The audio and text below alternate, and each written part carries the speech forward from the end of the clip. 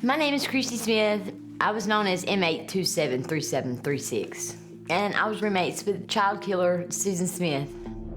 Christy Smith is incarcerated off and on at Leith Correctional from 2001 to 2019. When I first got there and I was on the yard, we all worked on the yard crew. I was like, where's that Susan Smith? And she's like, here I am. I'm like, she's a real killer. She killed 2 kids.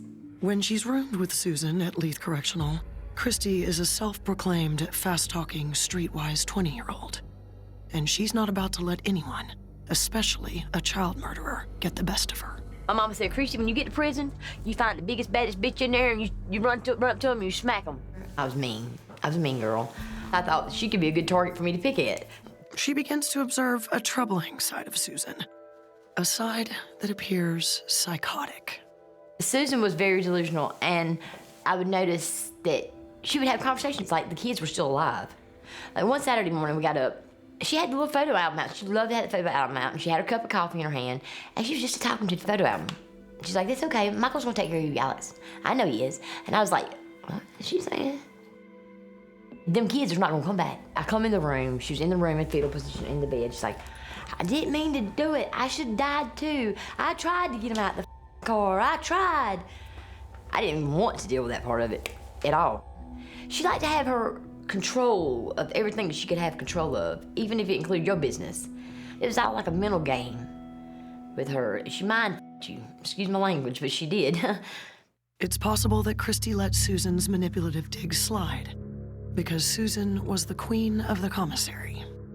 The money Susan receives from family and admirers affords her specialty food items, which are gold, because prison meals are notoriously bad. Every time I've hit the prison, she's always sent me a care package, my coffee creamer, bar soap, deodorant. At the time I needed stuff for my dental hygiene. I always had it. So next day I had money slip on there, and I didn't understand why. At first I didn't understand why, but it was like she buttered me up for the go, I guess, killing. You know how you feed a calf and then you slaughter it? Because I've done all her dirty work.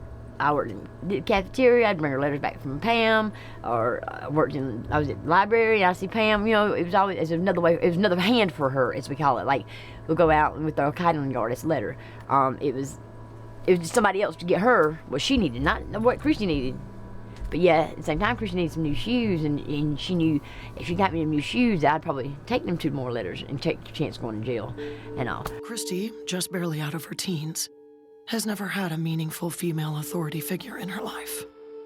So Susan begins to fill that void. Usually at all the institutions, the ones that had been there the longest, what they were called was dorm mother.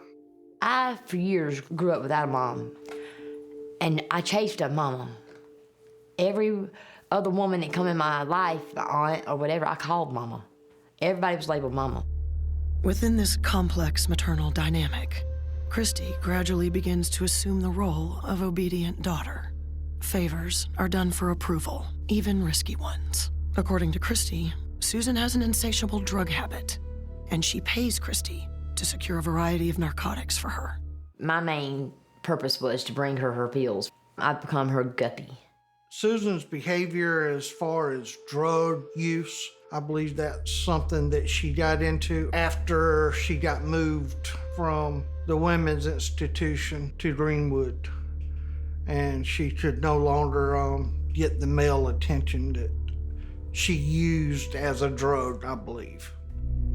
But as time passes and Christy matures, she begins to realize she's being manipulated.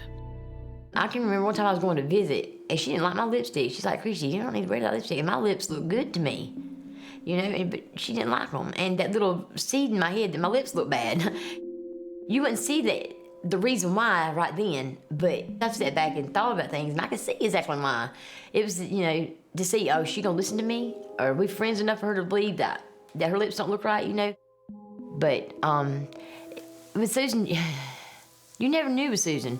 It was always, is she telling the truth? Is this all the story? Or was she leaving it out? Is that how she see it, or is that how I'm gonna see it? When she tell you something, you have to really pick it apart to see if there's truth to it. After a while, I did see a different side of Susan. I believe she is very much a master manipulator. That's what scared me about Susan, is you didn't see the monster. I'm like a whole monster in her, like a whole another person. I believe Susan will continue to attempt to manipulate whomever she can to get a favor from another inmate, or to attempt to get a favor from another officer or staff member.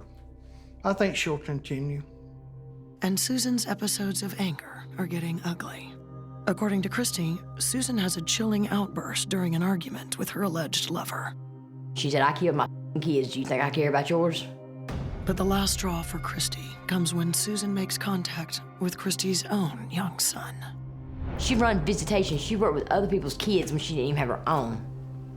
And played with them like they was hers. Told my son he could call her Auntie Susan. I said, no, he can't. You don't have the privilege to discuss my child when you've done what you did to yours. And my little boy loved her. I hate to say it that much, but Zachary loved Susan because she worked on visitation. I don't think she should be allowed to do that. Christy Smith would remain in prison until 2019. By this time, Susan and Christy haven't been cellmates for years, and they've drifted apart. I hope Susan Smith is never released from prison. I think I told her bye, because when I head out that gate, I ain't looking back. I think Susan's mind's not correct. I don't think she's capable of living in a free life or a free world without committing more crimes, because she'll knock off whatever she has to knock off to get where she needs to go. If she did her kids, what's gonna keep her from doing somebody else? You know, so I think she needs to be in an institution. I'm not gonna say a jail. I'll say an institution, because I don't wish jail upon nobody.